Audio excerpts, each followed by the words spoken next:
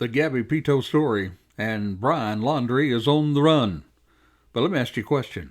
Just what is it? What is it that the cops are not telling us about this case? Well, this and a whole lot more right here on this episode of Charlie Crimebuster, the fastest moving podcast in podcasting.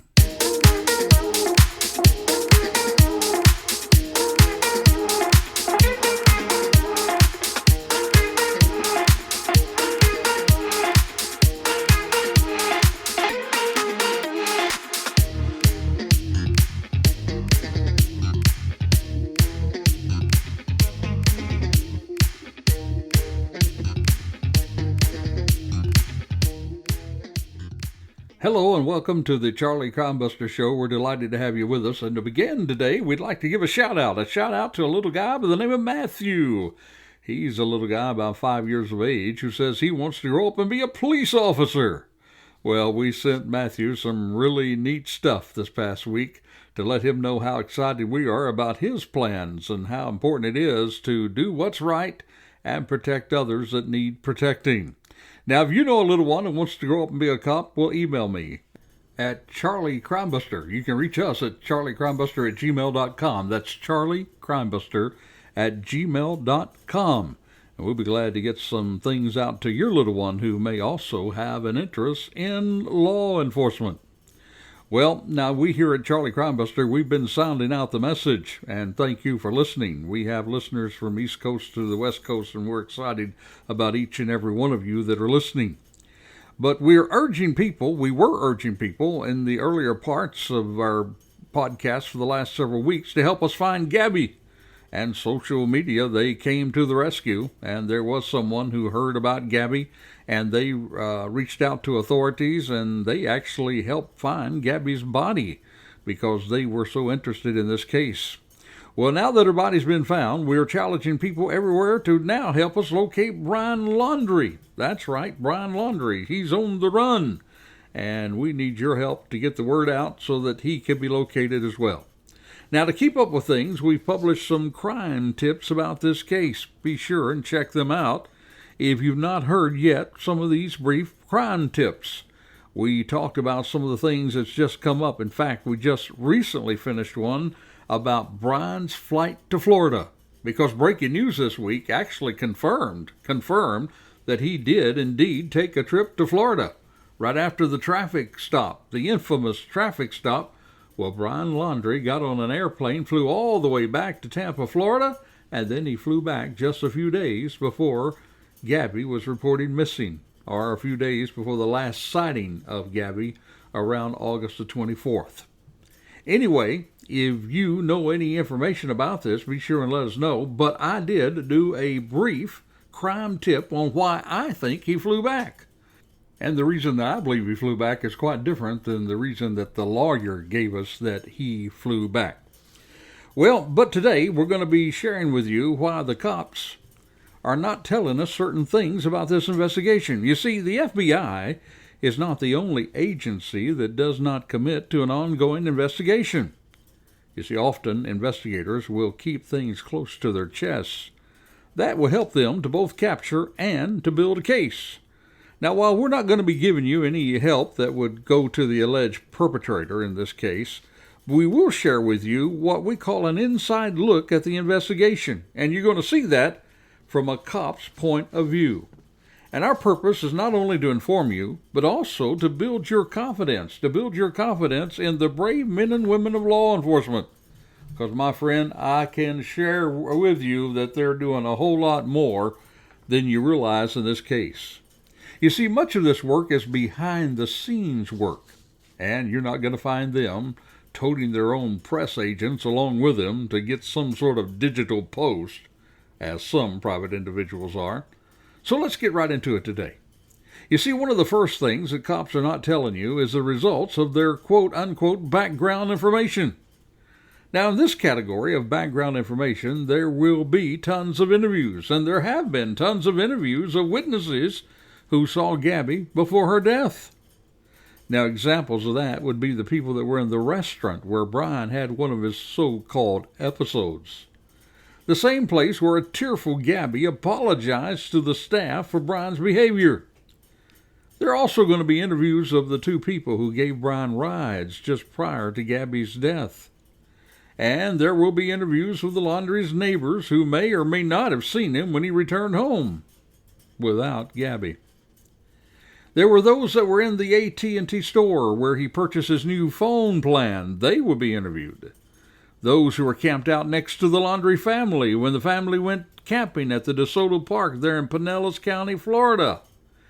You see, basically anybody, anywhere that may have seen and had contact with Gabby and our Brian, well, they're going to be looking at these people for answers to try to find patterns of behavior. Patterns of behavior that could lead to clues where Brian is, and it could give them material to be building blocks in the construction of a prosecution of Brian Laundrie. You see, such background information is vital in any investigation, and especially it's going to be vital in this high-profile case. So while the cops are not telling us the results of those kinds of interviews, rest assured they're conducting them. Even right now, as I speak, there's some investigator somewhere talking to somebody about this case. Now, there are other things that cops are not telling us. But now it is time for our Courageous Citizen Story of the Week. Our Courageous Citizen story comes to us from Polk County. You see, the Polk County Sheriff's Office in Florida said that 37-year-old Jason Robinson's mother had called an Auburndale Police Department to report that her son had told her that he had killed his girlfriend. So a Polk County Sheriff's Office deputy, well, he went to the couple's residence in unincorporated Polk County. That was to do a well-being check. And Robinson there provided him, the deputy, with a false name and date of birth. That's what officials said. Well, the deputy then attempted to detain Robinson, but Robinson attacked him viciously. He removed the deputy's radio and taser and was trying to choke him. That's according to sheriff's officials. And that's when our courageous citizen stepped in. Two witnesses came to the aid of the deputy, and they were able to get Robinson in handcuffs along with the deputy's help. That's what officials said. And when other deputies arrived at the scene, well, they found a table and two chairs sitting on a wood pallet with freshly disturbed dirt on it. That's what the sheriff's office said. And underneath that pallet, underneath that dirt, according to deputies, well, they found the victim's body. And Robinson was arrested on charges of murder, resisting arrest, and 5 other charges. Now here's what the sheriff, that popular sheriff, Grady Judd, said. He said, quote, "I can't express my gratitude enough for the 2 witnesses who jumped in to aid my deputy during a violent fight with a very violent man. Had they not gotten involved, this could have been much worse than it already is." And, of course, he said he also extended condolences to the family of the victim. Well, just a footnote here. This man's girlfriend had been killed, much like many of us believe that Gabby had been killed. And her story, of course, has been shared across the nation. But this killer was brought to justice. And you know what, friend? He was brought to justice by the help of 2 brave heroes in Polk County. So these two men who rushed to help this deputy, certainly saved him from extreme bodily harm and may have even saved his life. Well, may they be examples to all of us. My friend, if you see a law enforcement officer in trouble and need of help, please do what you can. You see, they are laying it all on the line every single day to protect us. And these two men who were not afraid to get involved on the right side of law and order. Well, my friend, these guys indeed are Charlie's Courageous Citizens of the Week.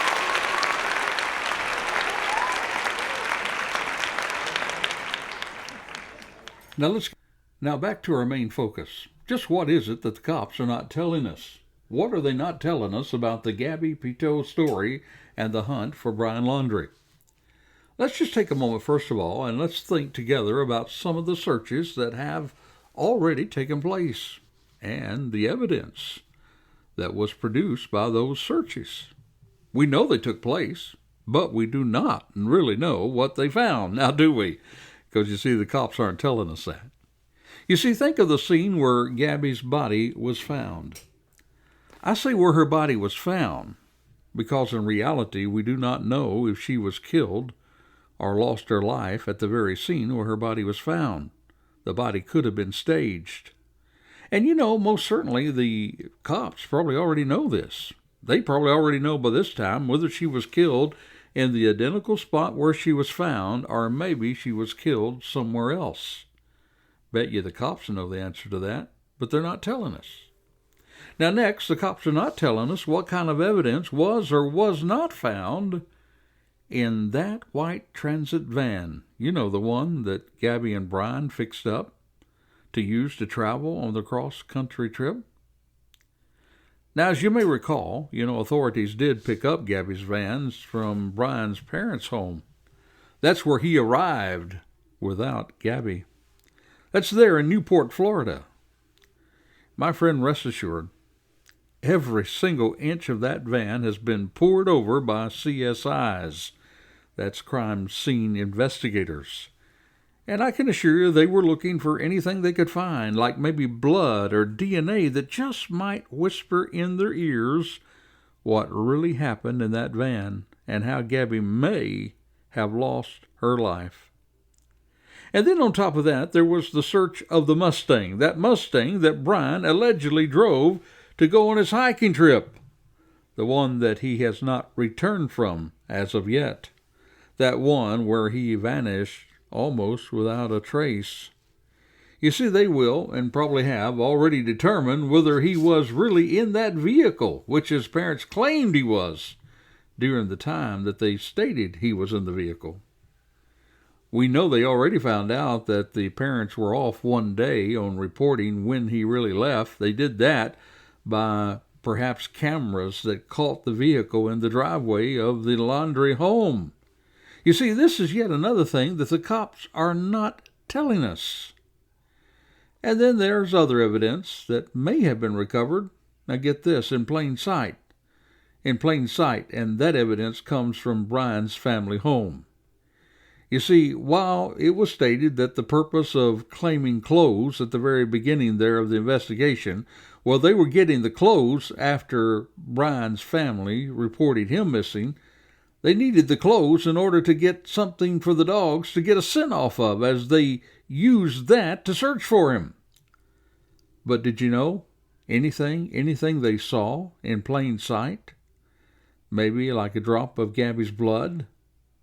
You see, anything they see in plain sight, well, they can collect that without a warrant. Without a warrant.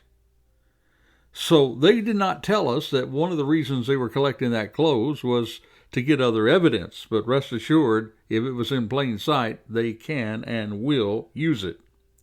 So then we come to the federal warrant. We all know now that a federal warrant was issued from the state of Wyoming, from a grand jury that was charging Brian of using unauthorized use of electronic devices, which we have all come to believe that would be Gabby's debit card or credit card. And they said there was over $1,000 that was charged. So they put out a federal warrant for him. And some people are asking, well, if they did that, why did they not go ahead and charge him with murder? Well, they're not telling us that the reason they really issued that federal warrant is because of several reasons. Number one, it gives them more time to build the case. If they charged him already with murder, then immediately, once he's caught, then the speedy trial clause goes into effect. And that limits the prosecution to how much time they have to build their case. It also gives a peek review of what the prosecution's case is so that defense attorneys can mount a strong defense. But they're not going to tell us all that, you see. They're not also going to tell us that one of the other things that federal warrant did for them, now they have more than just seeing evidence in plain sight. They have a federal warrant. And because they have a federal warrant, they can issue subpoenas. They can issue search warrants. They can find out everything that's on the electronic devices of Brian's family and friends if they show probable cause with their warrant. But you see, they're not telling us all that. I bet there's something else they're not telling us. I bet they're not telling us that in all probability they're using a convert tool called a stingray. You see, this is an instrument where cops can set up, they actually set up what is called an invisible cell tower, just like the cell tower that our phones ping upon. But this cell tower can be covertly used. They can put it in a car near a residence, and they can see what kind of phones are pinging off, so that if there are burner phones out there, they would in all probability be able to locate those phones. Now, the stingray in and of itself doesn't give them cause to listen in on conversations. It would take a warrant to do that.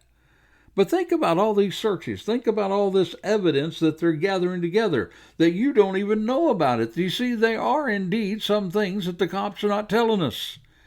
And there's some other things the cops are not telling us, and I want to get to that in just a moment. But right now, what is that I hear? I'm crazy for feeling so lonely. I'm crazy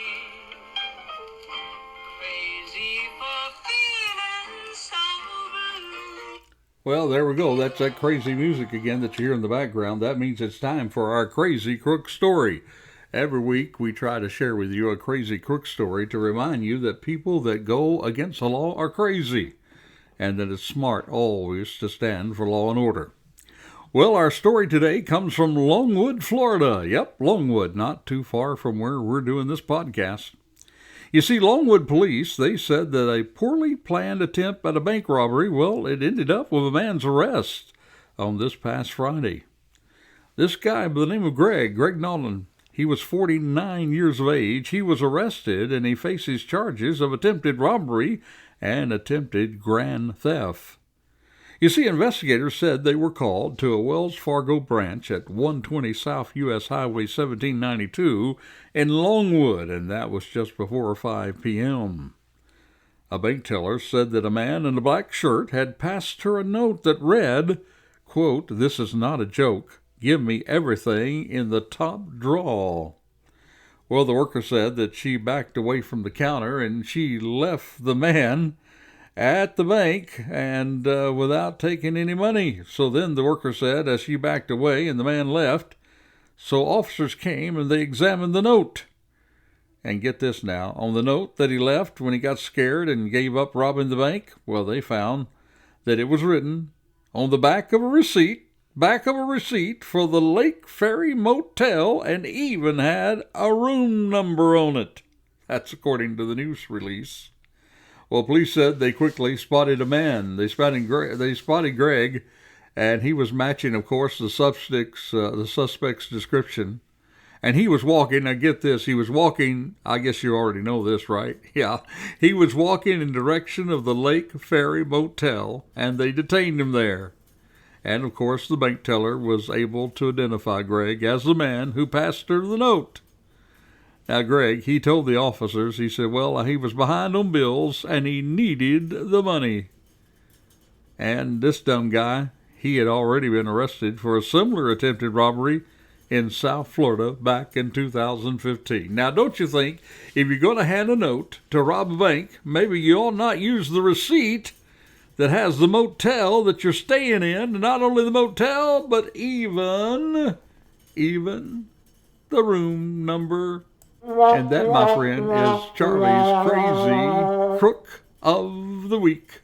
Well, while there are some crazy crooks out there, there are also some awesome cops on the street protecting us. And we at Charlie Crimebuster, we're working on building a network of support for these brave men and women, as well as for other first responders in the military. You see, these brave heroes deserve our support. And if you'd like to help us out, we need volunteers. Please contact me, charliecrimebuster@gmail.com. That's charliecrimebuster@gmail.com. We can put you to work, and you will be a part of something really, really special. Now back to the possible sighting and sightings of Brian Laundrie. You remember there are people who say they've seen him. And perhaps the most significant one was the Florida engineer who reported to seeing Brian near the Appalachian Trail at the Tennessee and North Carolina border. Did you know there are some things about that cops are not telling you? You see, the press first reported that his calls went without response from any law enforcement. But what cops will not tell you is the fact that law enforcement, well, they were in the area in less than 30 minutes, which is a good response time for way out there in the country where these alleged sightings took place. Now, in any high-profile missing person case like this, there's usually multiple sightings reported, just like this one. There are people who've reported seeing Brian in Utah again, and those have reported seeing him in New York and Mexico and a host of other places. Now, sometimes these people are seeing people who closely resemble the person. You know, it's been said that we all have our twin out there. Have you ever met yours? Well, sometimes people are just mistaken, though, and sadly, there are sometimes people report these sightings for attention. In the case of the Florida engineer, I really believe that he thinks that he saw Brian. But that doesn't really mean that it was him, does it? You see, regardless of what kind of report, if it's a sincere citizen who want to help or maybe even others, I want you to know this, that even though the cops are not telling you, every such sighting is investigated by law enforcement. And my friend, they may or may not share with you what their conclusions are. If they did believe that Brian was up there, well, you can only imagine the presence of law enforcement that would flood the area. You see, I keep saying, friend, there's a reason resources are flowing into the reserve here in Florida. You see, that's another thing the cops are not telling us. You see, in the case of the report of the Florida engineer, rest assured, cops were dispatched. Bolos were listed and given all over the area. Bolos, meaning be on the lookout. You can rest assured that it went out all over the area and extended from there. And investigators, my friend, they will follow up every lead until they're satisfied whether that lead is a good one or whether that lead is not a good one. And again, they're not going to give you a report on each interview and each lead they follow. Now, one of the more important areas of the part of this mass investigation is that deals with cameras and social media. You see, it was primarily social media combined with an attached vehicle camera that helped authorities find Gabby's body. In fact, my friend, cameras, digital footprints, and social media, well, those tools are among some of the top investigative tools in the toolkit of an investigator today, and they are paramount in this investigation. You see, eyewitnesses are sometimes influenced by thoughts and by other people. Now, the camera will not be impacted by emotions and gut feelings. And I know now that authorities are looking at camera shots of Brian's family entering into the DeSoto Park there in Pinellas County, and they have looked and reviewed video of the family departing.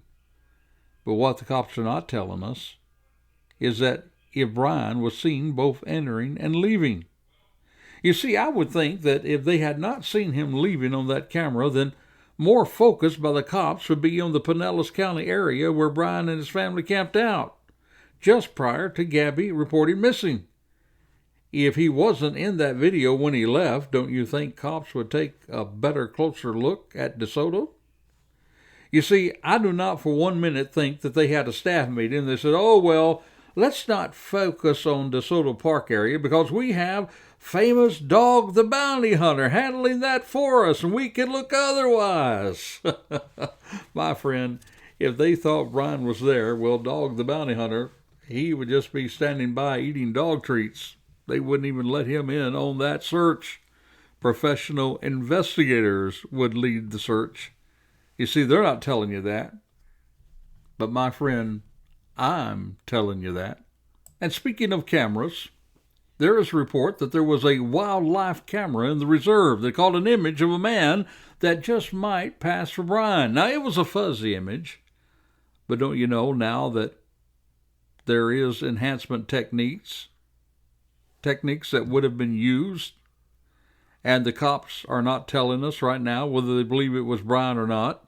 But something for sure, there's something keeping them on focus there in the reserve. You see, I know they're not there just because Brian's parents said he was.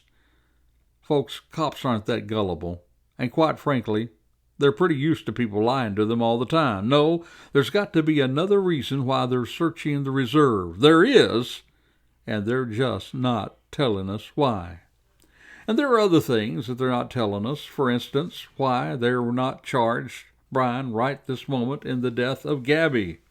As we said to you before, the federal charge will be enough to hold him without having to provide immediate discovery to the defendant. You see, that way, the defendant and his or her attorney will not have to do their best to spin any story they can against what the prosecution charges. You see, the faster they get that information, the more time they do have to prepare a defense. You see, O.J. Simpson is a prime example of how a defense team will spin stories to keep people from looking at the real evidence. You see, the defense will have plenty of time to prepare for trial, no sense giving them a head start. The police are not telling us how Gabby died. They haven't even released the body to Gabby's family, even though they held a memorial with an empty urn. They're not telling you why they're taking their time and releasing both the way Gabby died and her body. Now, when they complete the autopsy, you see, friend, well, that information will then be gathered by the media and everybody else through the Freedom Information Act. Until then, you see, the prosecution now has more time to solidify the case. So they haven't released the body yet, they haven't released the autopsy yet, and they're not really telling you why. You see, the bottom line is simply this, folks. There are very good reasons why cops are not telling us things about this case. They do not want to tip off Brian of what they know and how close they are or are not to finding Brian. If he is still alive, it is better for him to be constantly looking over his shoulder, and in his haste to stay hidden, maybe he'll make a costly mistake that might reveal his location. And since the cops are not telling us everything, well, he has to wonder. He has to wonder if they're just 1 hour or 1 minute away from catching him. You see, again, let me report that the cops are not interested in this becoming a reality show. You see, Gabby and her parents deserve better. Good, old-fashioned, grueling police work with great people providing good tips will and shall lead us to finding Brian. My friend, I'm hopeful that this episode will be helpful for you to understand that cops are not telling you all about Gabby's case, and there are reasons for not communicating that information. Before I leave you today, let me remind you, if you do know someone that may be in an abusive relationship, or if perhaps you yourself are, then heed Gabby's own father's advice from the memorial service. Remember what he said? He said, get out. And I add to that, get out safely. Call the domestic abuse hotline at 1-800-799-SAFE, 1-800-799-7233. That's 1-800-799-7233. Or contact your local authorities. They know how to get you in touch with people that can help you. Also realize if you are a victim and you go to the National Abuse Hotline online, remember to clear your browser history immediately after you go online. You see, a controlling abuser will use that against you, and it may put you in imminent danger. Also know that on the website you can quickly hit the red X up in the upper corner of the page, or just hit the escape button on your keyboard twice, and that way you will leave the site immediately. Now, we're going to post this information and the number to contact the authorities if you have information on the whereabouts of Brian Laundrie in our show notes or the description page of this episode. And so until this time next time, this is Charlie Crimebuster reminding you, stay safe, stay alert. For the life you save, well, it may be your very own.